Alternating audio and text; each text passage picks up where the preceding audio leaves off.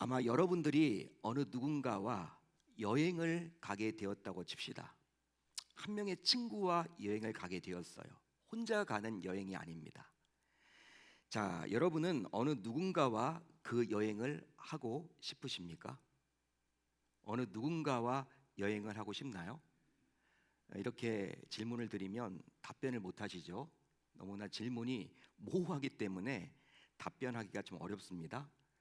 자, 여러분들이 좋아하는 객관식으로 제가 질문을 드려볼게요. 사지선다형 한번 여러분들이 맞춰보시면 좋을 것 같아요. 누구와 나는 여행하면 좋겠다. 1번, 내 여행 비용을 모두 충당할 자. 2번, 끊임없이 재미있게 말해서 여행 분위기가 무겁지 않게 하는 자. 3번, 힘이 세서 내 짐을 모두 짊어질 수 있는 자. 캐리어 같은 거 다 가지고 가는 거예요. 4번, 서로 잘 통해서 죽이 잘 맞고 소통이 잘 되는 자. 여러분 다 1번도 좋을 것 같은데요. 내 여행 비용을 다 대준대. 2번도 여러분 좋잖아요. 유머 있는 말을 해가지고 내가 지치지 않도록 해준다. 3번은 어떻습니까? 여러분 여행 갈 때 지치거든요. 힘들거든요. 근데 캐리어를 다 들고 가는 거야. 꼭 필요하지 않을까요? 4번은 여러분 더욱더 좋죠. 소통이 잘 된다. 죽이 잘 맞는다. 쌀국수 먹자 그러면 아우 나도 좋아. 나는 근데 스테이크 먹을 거야. 여러분 이게 안 맞아 버리면 굉장히 힘들어지잖아요. 여러분 1, 2, 3, 4번 다 포함이 되겠죠. 하지만 딱 한 친구만 골라야 한다면 그것도 1박 2일, 일주일 정도의 여행이 아니라 한 달 정도 여행을 간다면 몇 번을 여러분들은 고르시겠습니까? 1번입니까? 2번입니까? 3번입니까? 4번입니까? 4번이에요. 4번. 서로 잘 통해서 죽이 잘 맞고 소통이 잘 되는 자를 여러분들 모두 택하실 것입니다. 자, 그 이유는 바로 하루 이틀 가는 여행도 아니고 오랫동안 가는 기나긴 여행의 경우에는 소통만큼 중요한 것이 없기 때문이에요. 실제로 삶에서 만나게 되는 사람들의 면면을 보게 되면 서로 잘 통하는 사람이 있는 반면에 전혀 소통이 잘 안 되는 사람도 있죠. 대화가 잘 안 되는 분들도 있어요. 여러분 갑갑하죠. 서로 통하는 것은 상대의 마음과 생각을 어느 정도 읽을 수 있다라는 의미예요. 따라서 상대의 마음과 생각을 알려고 전혀 노력하지도 않고 오직 자기 생각과 경험만을 고집하거나 내세운다면 소통은 요원해지는 것이죠.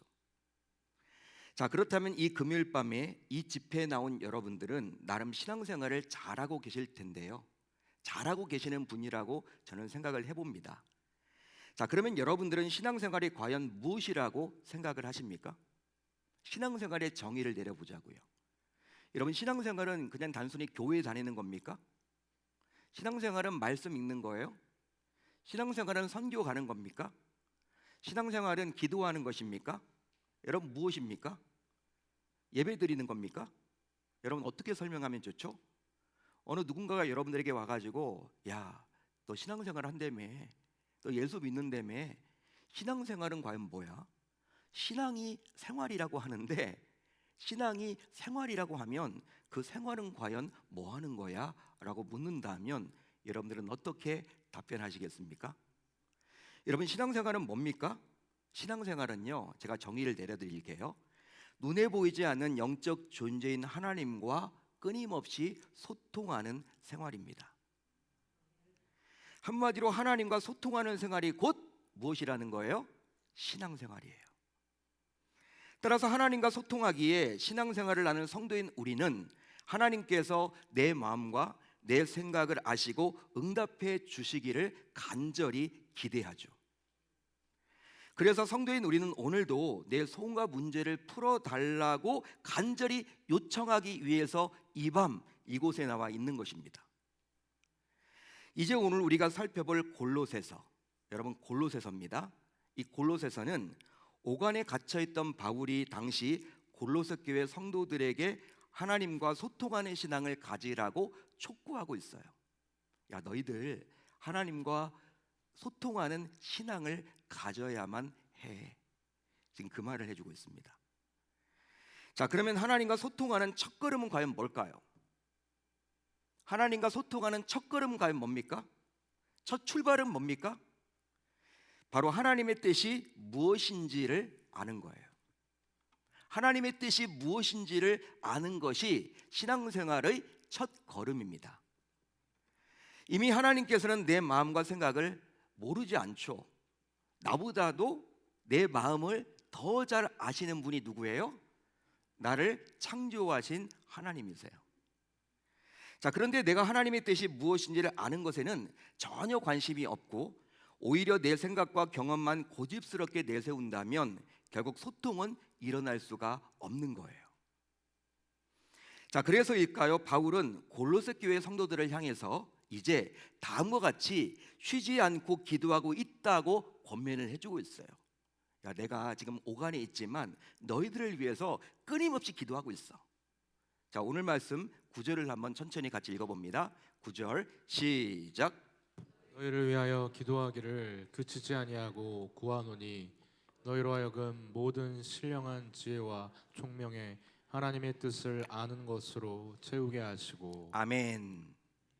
바울의 여러분 이렇게 고백입니다.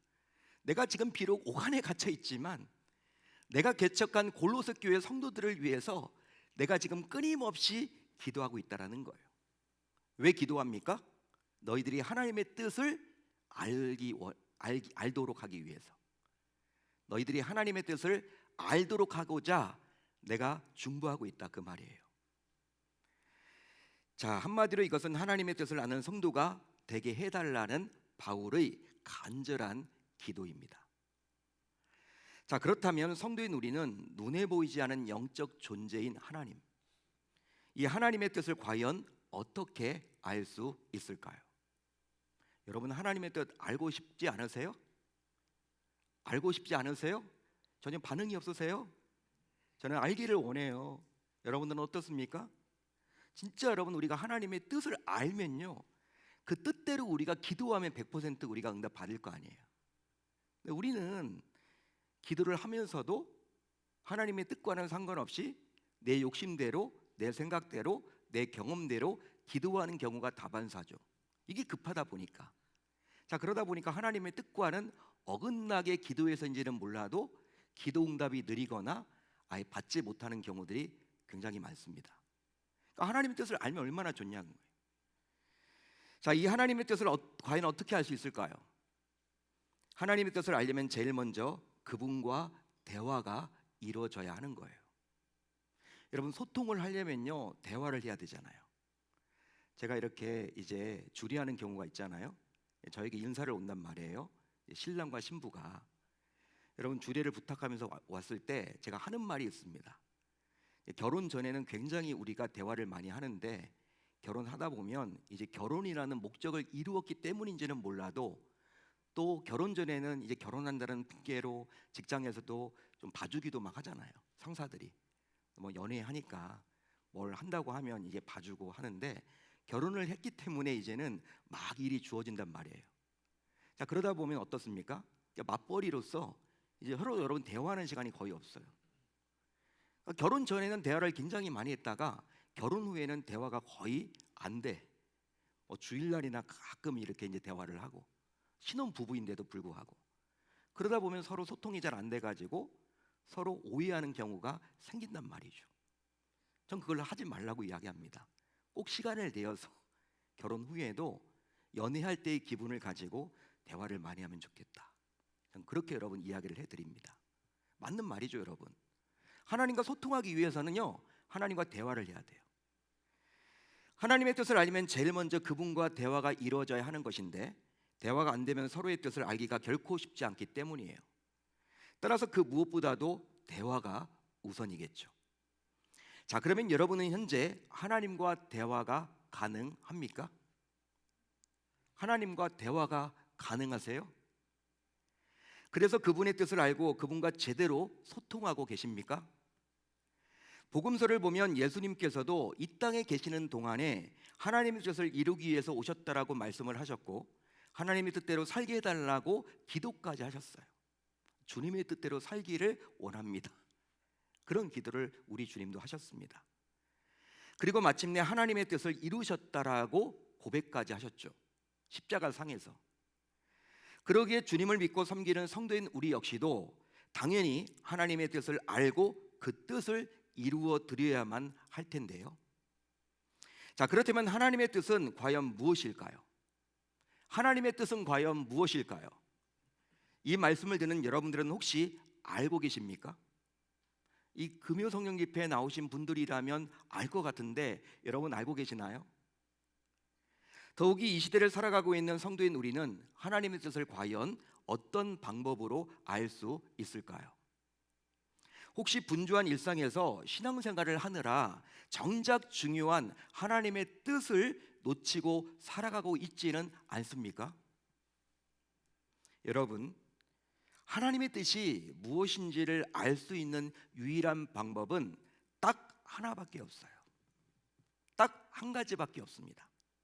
이 세상에서 하나님의 뜻을 정확하게 알 수 있는 유일한 비법은 딱 한 가지예요. 그것은 과연 뭘까요? 그것은 바로 성경입니다. 할렐루야, 할렐루야.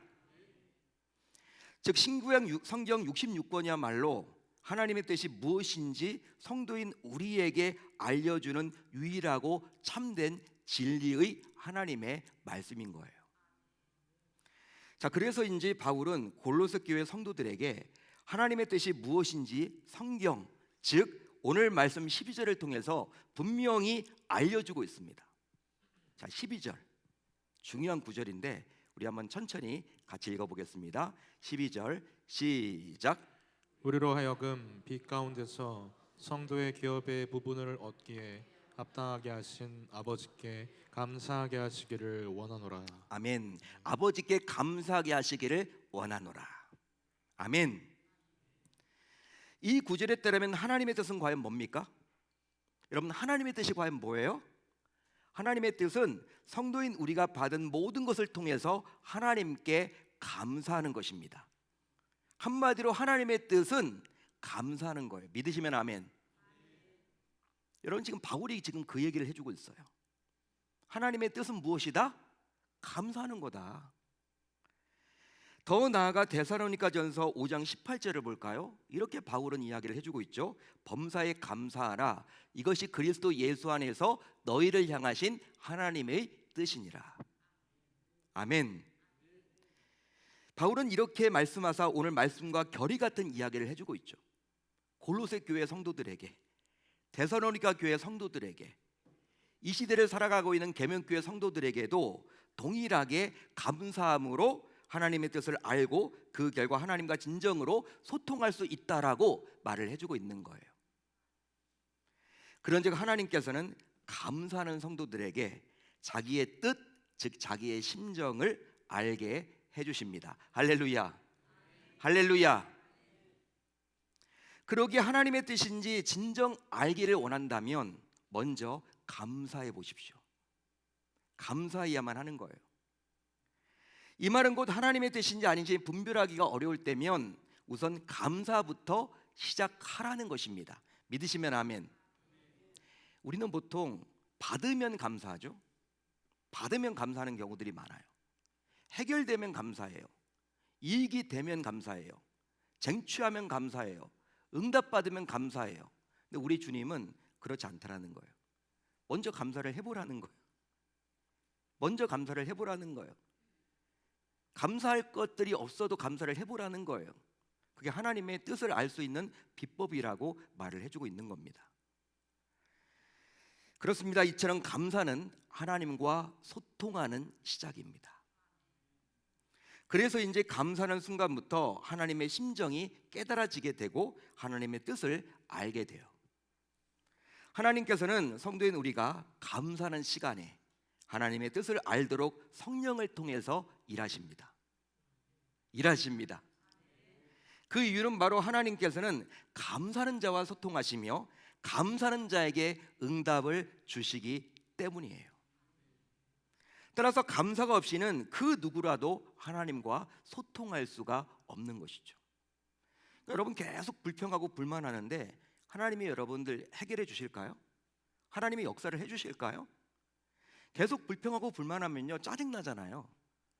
여러분 하나님에게 계속 안 좋은 이야기만 해결되게 되잖아요. 하나님도 인격적인 분이신데 뭐 그분의 기도에 응답을 해주고 싶은 마음이 들겠습니까? 그러니까 오히려 여러분 불평불만하고 원망하고 짜증내면요 여러분 응답이 더 안 와요. 이런 영적 원리를 우리가 놓치는 경우들이 허다하죠. 성도라면서도. 물론 세상 불신자들은 그럴 수 있어요. 받아야지만 감사하죠. 그분들은 조건부 감사죠. 그렇지만 우리 주님은 범사에 감사라고 분명히 우리에게 명하고 계세요. 감사를 해보라는 것입니다. 감사를 일상화해 보라는 거예요. 아니, 감사할 조건이 하나도 없더라도 먼저 감사해 보라는 거예요.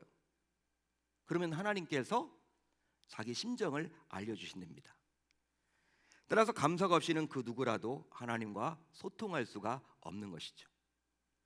그런즉 이제 성도인 우리 모두 무슨 일을 행할 때, 어떤 일을 행할 때 하나님의 뜻을 알기 원한다면 우선 감사부터 시작해야 할 줄로 믿습니다.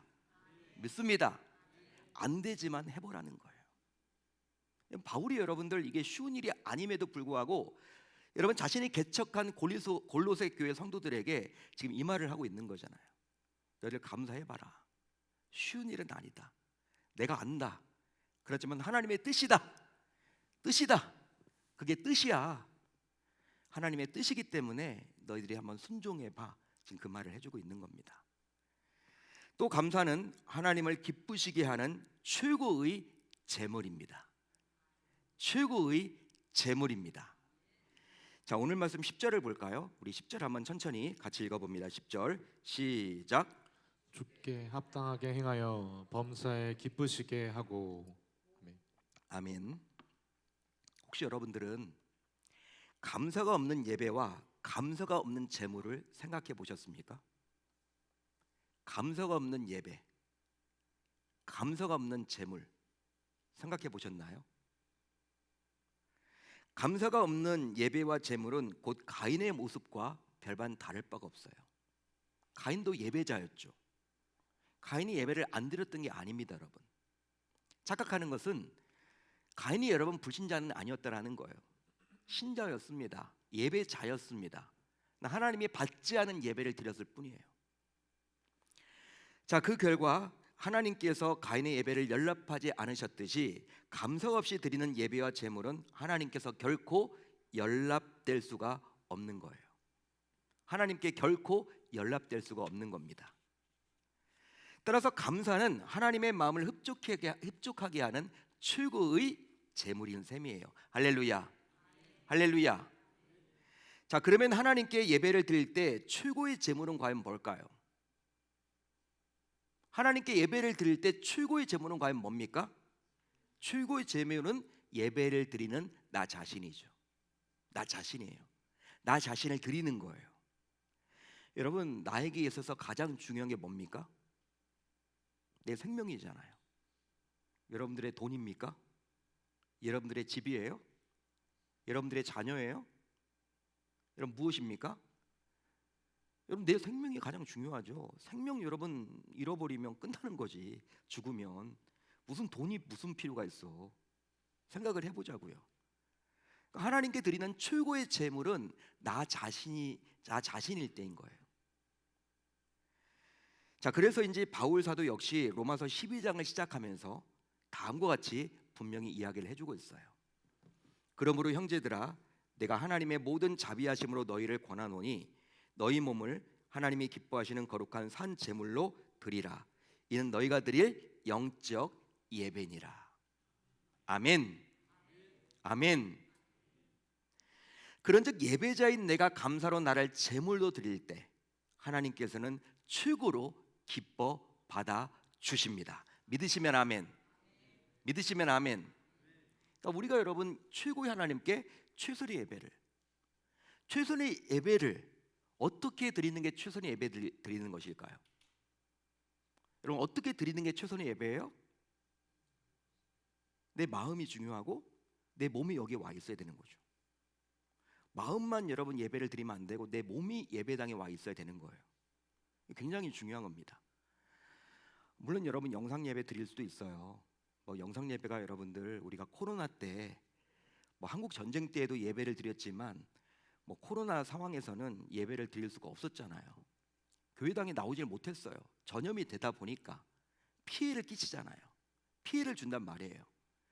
그때 여러분 일시적으로 영상 예배를 허락을 한 것이지, 코로나가 끝난 지 이제 아주 오래 되었는데 다른 것들은 다 일성으로 돌아왔잖아요.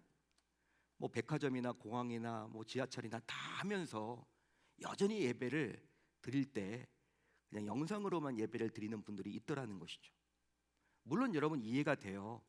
몸이 아프거나 병원에 입원해 있거나 경찰이나 소방 공무원들처럼 예배 드릴 시간이 안 되거나 해외가 있거나 그런 분들은 영상으로 예배를 드릴 수밖에 없겠지만, 그것도 아닌데 비가 온다라는 이유 때문에, 몸이 피곤하다는 이유 때문에, 컨디션이 안 좋다라는 이유 때문에 직장은 가면서 학교는 가면서 예배를 드릴 때 몸이 여기에 와 있어야 되는데 여러분 그냥 영상으로 예배를 때우는 식으로 마음이 중요하지 이런 식으로 여러분 예배를 드린다면 이게 과연 최고의 하나님께 최선의 예배를 드리는 것이냐라는 의문을 우리가 갖게 되는 것이죠. 저는 그게 아니라고 봅니다. 마음이 있으면요 몸이 움직이게끔 돼 있어요. 믿으시면 아멘. 마음이 가는 곳에 여러분 몸이 가잖아요. 누군가를 여러분 사랑하잖아요. 우리 연애할 때 사랑하니까 몸이 막 따라가잖아. 예? 제가 아는 목사님은요 울산에서 사역을 하셨는데 여러분 이게 교제를 할 때, 이게 총각대 교제를 할 때 이 춘천이래 여자가. 그러니까 울산에서 여러분 춘천까지 보고 싶어가지고 막 봉고차를 몰고 그 새벽에 여러분 다녀오는 거예요. 그 새벽에 잠깐 가서 20분 보고 온대. 얼굴 보고. 요즘처럼 여러분 핸드폰이 막 있고 그러지 않으니까. 여러분 그런 마음을 아세요? 우리가 보면 미쳤다고 그러지 어떻게 울산에서 춘천까지 가냐고. 예? 근데 그때 그 목사님 마음은 그게 너무 보고 싶은 거야. 20분이라도 직접 만나서 대화를 하고 싶은 거야. 여러분 생각을 해보세요. 여러분들의 일이 아니라고 그냥 가만히 있지 마시고 이거 말이 되냐고. 여러분들의 자녀가 그거 하고 있으면 놔두겠냐고. 목사님 그러게 얘기하시더라고. 자기가 그렇게 했다고. 결혼까지 했잖아요 여러분들. 근데 그때 그 사랑했던 마음이 자꾸 식어지려고 해서 기도 중에 있다고 그 목사님이 그런 얘기를 했는데, 그래서 제가 어떤 이야기를 해드렸냐면 그때 그 마음을 끊임없이 간직해야 된다고. 그러니까 여러분 생각을 해보세요. 마음이 있으면 몸이 간다니까요. 마음이 있으면 몸이 간다니까요. 하나님을 정말 생각하면 하나님이 기뻐하는 일을 하게 되어 있다니까요. 나를 드려야 된다. 나를 드려야 된다. 하나님이 가장 기뻐하시는 최고의 하나님께서 최선의 예배를 우리에게 원하시는데, 최선의 예배를 드릴 때 하나님이 가장 기뻐하시는데, 최선의 예배자가 되기 위한 조건 가운데 가장 첫 번째가 뭐예요? 나 자신이, 내 마음과 몸이 하나님을 향해 있는 거예요. 하나님께 가 있어야 되는 것입니다. 그러기에 감사하는 나 자신이 최고의 재물인 셈입니다. 더 나아가 감사는 성도인 내가 더 나은 신앙, 더 성숙한 신앙으로 성장하도록 이끄는 계단입니다. 자, 오늘 말씀 11절을 볼까요? 우리 11절 천천히 같이 읽어봅니다. 시작. 그의 영광의 힘을 따라 모든 능력으로 능하게 하시며 기쁨으로 모든 견딤과 오래 참음에 이르게 하시고. 아멘. 자, 감사하는 자는 쉽게 무너지지 않죠. 잘 들어보세요. 이게 어떤 의미인지. 감사하는 자는요 쉽게 무너지지 않아요. 실제로 삶 속에서 여러 시험과 걱정과 근심과 염려가 찾아와도 감사로 이겨내며 결국 감사로 해결을 받을 수 있는 것입니다. 더 나아가 감사하는 자는 하나님을 아는 일에 잘하게 되고 선한 열매를 맺기까지 해요. 그래서 이제 하나님은 감사하는 자에게 모든 견딤과 오래 참음에 이르도록 하십니다. 그래서 감사하는 자의 삶을 더욱 견고하게 하시고 더 나은 내일을 열 수 있도록 은혜를 베풀어 주신다라는 것이죠. 그런즉 감사하는 자는 결국 강한 자입니다. 이기는 자입니다. 승리하는 자입니다. 따라서 지금 감사하는 자가 내일 더 많은 감사로 기쁨을 누리게 되는 것이죠. 그러기에 성도인 우리가 영적으로 단단해지려면, 영적으로 강해지려면 온갖 시련과 시험과 염려와 유혹 속에서도 우리가 벌떡 일어서기를 원하고 넘어졌더라도 다시금 일어서기를 원한다면 반드시 감사가 있어야 하는 것입니다. 실제로 성도들 가운데 각종 시험에 쉽게 넘어지는 자들을 한번 면밀하게 살펴보세요. 여러분 주변에 보면요, 시험 당한 분들이 있잖아요. 왜 교회를 안 나오세요? 예전엔 다녔대. 근데 요즘은 안 다니고 있대. 무슨 일 때문에 그래요? 알고 보니까 교회에서 시험 당한 거예요. 시험을 당하는 분들을 잘 보시면 이겨내야 되는데 이겨내지 못하고 아예 신앙까지도 포기하는 분들이 있잖아요. 이런 분들을 잘 보시면, 또 문제를 일으키는 자들을 잘 보시면 아마도 감사는 없고 대부분 원망과 시기가 있을 뿐이에요. 할렐루야, 할렐루야. 따라서 성도인 우리 모두 감사가 무너지지 않도록 기도해야 합니다. 감사가 무너지지 않도록 기도해야 합니다. 오늘 말씀 9절을 볼까요? 우리 천천히 한번 읽어봅니다. 9절 시작. 이로써 우리도 듣던 날부터 너희를 위하여 기도하기를 그치지 아니하고 구하노니 너희로 하여금 모든 신령한 지혜와 총명에 하나님의 뜻을 아는 것으로 채우게 하시고. 아멘. 잘 보세요. 자, 이 구절을 보더라도 바울은 골로새 교회 성도들이 감사함으로 하나님의 뜻을 놓치지 않도록 쉬지 않고 기도한다고 했습니다. 내가 기도해주고 있다. 너희들 감사함으로 하나님의 뜻을 알도록 내가 기도해주고 있다라는 거예요. 그러기에 응답을 받아서 감사하는 자보다, 잘 들어보십시오, 응답을 믿고 감사하는 자가 더 신령한 자요, 하나님의 뜻을 아는 자라 말할 수 있습니다. 믿으시면 아멘. 그러니까 응답을 받았기 때문에 감사하는 자보다 응답해 주실 하나님을 믿고 신뢰하고 하나님께 감사하는 자가 더 은혜로운 자요, 신령한 자요, 영적인 성장이 있는 자임을 우리 모두 놓쳐서는 아니 되는 것이죠. 그러니까 응답받았기 때문에 감사한다. 세상 불신자들도 감사해요. 제가 예전에 몇 번 이야기를 했지만 이전교에서 제가 이렇게 교구 모임을 이제 금요일마다 했거든요. 교구 식구들을 모아서 오전마다 예배를 드렸어요. 찬양하고 말씀 듣고 기도하고 한 100명씩 모여서 금요일 오전에 여성도들이죠. 근데 여러분 한 분이 이제 10월 달 정도 됐는데 불자예요, 불자. 이 불자인데 자기 딸이 이제 고3이라서 이제 대학 입시를 앞두고 있는 거예요. 자, 그런데 여러분 그분이 와서 기도를 같이 하겠다는 거예요. 그러니까 얼마나 본인도 답답하면 절에도 가서 주일날 불공도 드리지만 또 새벽 불공도 드리지만 뭐라도 더 잡고 싶은 마음 때문에, 이 불교 신자들은 보통 종교 다원주의잖아요. 부처님도 제대로 믿고 예수님도 믿으면 더 파워가 강해지지 않을까 하는 그 마음 때문에 그냥 권찰이 나오는 거야. 제가 처음에 주일날 나오세요 했더니 절에 가야 된대. 주일날은 절에 가야 되기 때문에 못 나오고 수요일날도 뭐가 있더라고요. 절에도 우리 교회랑 똑같아. 뭐 불자들의 모임도 굉장히 많고 불경도 공부하고 굉장히 바빠요 이분도. 근데 금요일날 오전만큼은 자기가 빈대. 근데 금요일날 오전에 교구 예배를 드리니까 거기서 그냥 와서 기도를 하겠다는 거예요. 그럼 불자 가서 기도한다는데 제가 오지 말라고 하진 않잖아요. 오시라고. 전도해야 되니까. 근데 여러분 이분한테 계속 이제 우리가 기도하고 또 그분 이름도 같이 이렇게 스크린을 띄워서 우리 교구 식구들, 고3 아이들, 재수하는 친구들하고 함께 같이 기도했어요. 기도했는데 정말 응답을 받았어 그분이. 우리 교구 식구는 떨어졌는데 어떻게 그 친구가 갔는지 모르겠어. 참 민망하더라고 저도. 아니 우리 교구 권사님 자제는 떨어졌는데 그 대학에 얘가 서울로 올라오게 된 거예요. 명문대, 소위 스카이에 들어가게 된 거야. 스카이에. 해운대에서 공부를 굉장히 잘했는데 어려울 것 같았는데 된 거예요. 여러분 이분이 얼마나 신이 나던지, 여러분 되고 난 다음에 이 교구 식구들 떡을 다 돌렸어. 교구 식구들이 한 1000명 됐거든요. 1000명에게 그냥 떡을 다 쐈어. 그러니까 너무 여러분 좋은 거야. 제가 생각을 해봤어요. 이분이 됐기 때문에 떡을 돌렸지 아마 떨어졌으면 하나님 없다라고 했을 것 같아. 그분도 여러분 불신자들도 자기 응답을 받으니까 한턱 내는 거예요. 감사하는 거예요. 여러분, 우리는 그러한 감사가 아니라는 것이죠.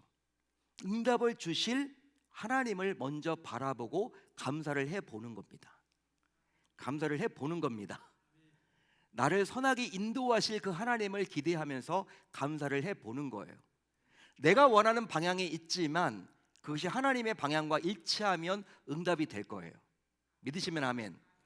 내가 원하는 방향이 있어요. 그렇지만 하나님이 원하는 방향과 다르면 하나님의 뜻이 이루어지는 거겠죠. 하나님의 뜻대로 이루어지겠죠. 내 응답은 되지 않겠죠. 여러분, 그렇지만 하나님을 신뢰하기 때문에 우리가 감사해 보는 겁니다. 그러니까 미리 여러분 감사를 하는 거예요. 미리 감사를 할 때 그게 신자의 진정한 은혜요, 신령한 것이요, 하나님의 뜻을 아는 자라고 감히 말할 수 있다라고 바울은 지금 이야기를 해주고 있는 거예요. 믿으시면 아멘. 따라서 감사가 있어야 건강한 신앙이라 할 수 있기에 이 중요한 감사가 삶과 신앙에서 무너지지 않도록 항상 영적으로 깨어서 기도할 수 있어야 할 줄로 믿습니다. 믿습니다. 사랑하는 성도 여러분, 현재 성도인 우리는 감사가 무너진 세대를 살아가고 있어요. 참 감사가 무너진 것 같아요. 불신자는 물론이고 성도들마저도 감사를 점점 잃어가고 있습니다. 여러분, 작년도 표어가 뭐였어요? 다 잊었죠, 우리는. 감사가 넘치는 교회, 감사가 넘치는 성도. 1년 내내 여러분 감사. 우리 대표 기도할 때도 우리 장로님들이 감사. 실제 여러분 삶에서 감사가 좀 넘쳤나요? 넘치셨어요? 우리 권사님은 끄떡끄떡 하시니까 제가 은혜가 되는데, 대부분은 여러분 그냥 표어는 표대로, 내 삶은 내 삶대로. 예전에는 여러분 그렇지 않았잖아요. 그래도 한국 교회가 정말 살기 힘들고 어려운 시대 속에서도 여러분 성도들이 다 어렵고 삶이 만만치 않고 세상에 나가서도 뭐 교회가 영향력도 별로 없던 시대, 교회가 부흥은 하지만 보잘것없는 그런 시대에 속해 있던 70년대 80년대 우리 성도님들을 바라보면 지금 세대와는 비교할 수 없을 정도로 훨씬 가난하고 힘들고 어려웠어요. 그렇지만 항상 입에서 달고 살았던 것이 감사였어요. 아유 감사하다, 이것 주심에 감사하다. 지금 우리가 보기에는 감사할 것도 아니야. 근데 그때는 여러분 감사를 입에 달고 살았어요. 저희 할머니 세대, 저희 부모님 세대. 요즘은 어떻습니까? 풍족하게 되었는데도 불구하고 자꾸 비교를 하게 돼서 그런지 몰라도 교회 안에서도 감사가 사라져 버렸어요. 불신자는 물론이고 성도들마저도 감사를 잃어버린 시대를 저희들은 살아가고 있습니다. 너무나 안타까운 일이죠. 안타깝게도 범사에 감사하라라고 하나님께서 직접 말씀을 해주셨음에도 불구하고 오히려 이런저런 이유를 대면서 감사하지 못하는 성도들이 점점 늘어만 가고 있어요. 그게 저고 여러분들 아닙니까? 자, 그러다 보니 감사는 없고 주변을 탓하는 경우가 또 얼마나 많이 있습니까? 실제로 사는 것이 힘들고 병이 온 것이 힘들고 결혼이 힘들고 자식 때문에 힘들다며 자꾸 탓을 하죠. 누구 탓이다, 뭐 때문에 그렇다. 더 나아가 살 길이 장창한 청년들조차도 살기가 너무 괴롭다며 너무나도 안타깝게도 넘지 말아야 될 선인 스스로 생을 끊는 경우들이 얼마나 많습니까? 여러분, 이렇게 된 이유는 과연 무엇 때문일까요? 이렇게 된 이유는 과연 무엇 때문일까요? 바로 삶과 신앙에서 어느 순간 감사가 사라져 버렸기 때문이에요. 하지만 감사의 눈으로 보면 모든 것에 감사할 수가 있는 거예요. 이 말은 감사의 눈이 사라지면 모든 것이 다 원망스럽고 불평거리로 보인다라는 것입니다. 지난주에 제가 병원을 다녀왔는데, 병원 신방을 다녀왔는데 가보니까 종합병원이었어요. 나름 큰 병원인데 와, 웬 환자들이 이렇게 많아요. 웬 환자들이 이렇게 많아. 젊은 사람들이 왜 이렇게 아파? 그냥 여러분 어르신들만 아픈 게 아니더라고요. 종합병원에 가보니까, 큰 병원에 가보니까 여러분 그런 것들을 바라보면서 이제 귀한 권사님 기도하고 이제 돌아오는 그 순간에 제 마음속에 나는 이렇게 그래도 병원에 입원해 있지 않고 그래도 입원한 있는 환자들을 내가 가서 기도해주고 돌보고 케어하고 이렇게 하는 것 자체가 너무나 감사하다. 너무나 감사한 거예요. 그게 그날 정말 너무나 감사했어요. 우리가 눈으로 보고 오니까 너무나 감사하다라는 것이죠. 내 또래의 많은 분들이 다 넘어져 있는데, 다쳐 있는데, 아파 있는데, 병실에 누워 있는데, 나는 그러지 않고 아픈 분들에 가서 다가가서 기도해주고 있다라는 그 사실이 얼마나 감사합니까? 감사의 눈으로 바라보면요, 모든 것이 정말 감사한 거예요. 자, 그렇다면 이제 여러분들에게 묻고 싶습니다. 세상에서 가장 행복한 사람은 과연 누구일까요? 과연 누구일까요? 옆 분과 한번 이렇게 인사하겠습니다. 행복하시나요? 행복하시나요? 바로 지금 처한 모습 그대로 감사하는 자입니다. 가장 세상에서 행복한 자는 지금 처한 상황에서 감사하는 자예요. 이유가 있으니 바로 감사와 행복은 정비례하기 때문이죠. 할렐루야, 할렐루야. 이처럼 행복은 소유가 아니라 감사이기에 감사는 자에게 머물고, 반면에 불행은 감사를 잃어버린 자에게 임하게 되는 것입니다. 그런즉 감사는 나에게 하나님께서는 자기 뜻을 알려주시는 것이죠. 그러기에 이제 당장 감사로 하나님의 뜻이 나에게 이루어지도록 해야만 할 줄로 믿습니다. 믿습니다. 그런데 여러분들은 감사에도 세 가지의 원칙이 있음을 알고 계시나요? 세 가지의 원칙이 있어요. 감사에도 보통 감사의 3대 원칙이라고 이야기합니다. 우선 언제 어디서나 어떤 상황에서도 무조건 감사해요. 언제 어디서나 어떤 상황에서도 무조건 감사해요. 이것은 그럴지라도 없을지라도 사방에 둘러싸임을 당할지라도 감사를 잃지 않는다면 반드시 일어날 수 있게 된다라는 것입니다. 할렐루야, 할렐루야. 비록 넘어졌을지라도 다시 일어나게 된다라는 거. 다음으로 말과 행동으로 감사해요.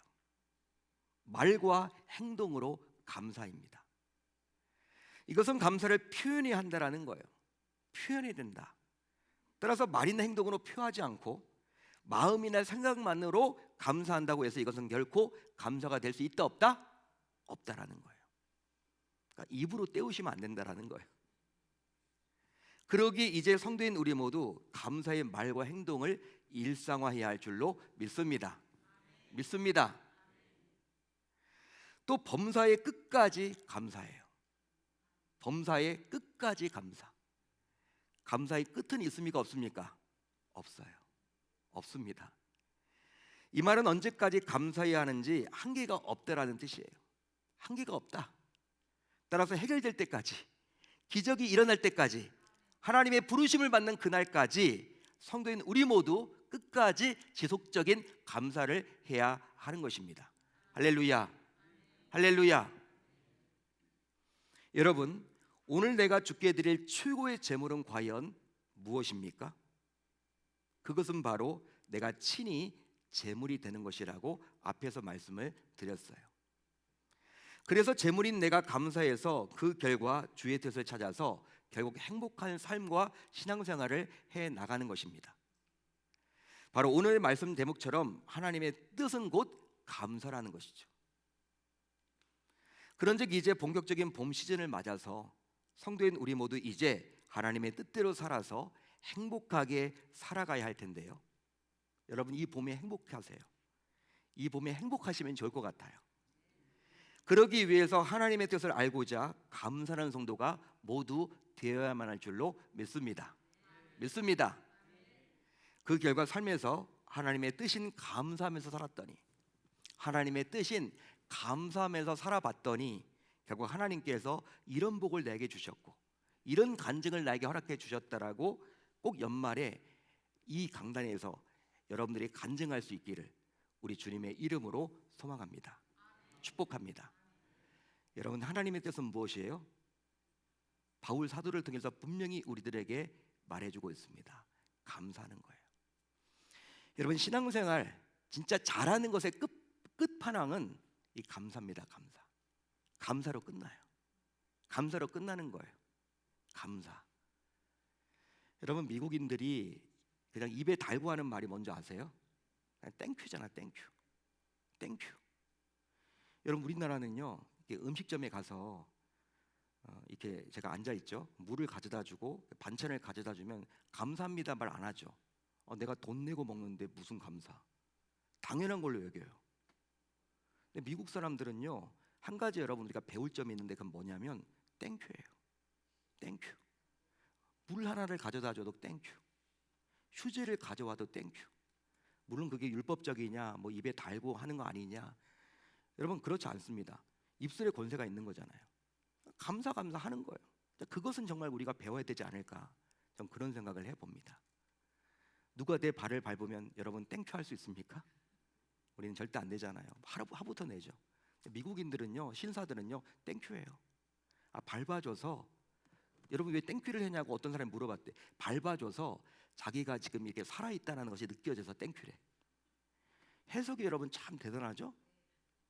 해석이 여러분 대단한 거예요. 근데 그런 식이라도 감사를 해보라는 거예요. 말도 안 되는 것처럼 보여지지만 하나님의 뜻이 어디에 있다? 감사. 우리 계명교회가 이 감사를 작년에 열심히 했잖아요. 금년도 예배하니까 감사를 좀 잊은 것 같아. 기도하는 가운데 이 감사만큼은 그냥 1년 내내 부르짖었지만 그냥 우리가 평생 가지고 가야 될 것인데 우리가 놓치며 살아가지 않았는지 다시 한번 점검하고자 하나님의 이 말씀을 우리 공동체에 공개해 주셨습니다. 이제 남은 여러분 이 봄철 이제 시작인데 금년 한 해를 살아가시면서 여러분들이 정말 최선의 예배자로 서면서 감사를 일성함으로 말미암아 하나님의 뜻을 이뤄나가는 우리 계명의 귀한 권속들 다 되실 수 있기를 우리 주님의 이름으로 축원합니다.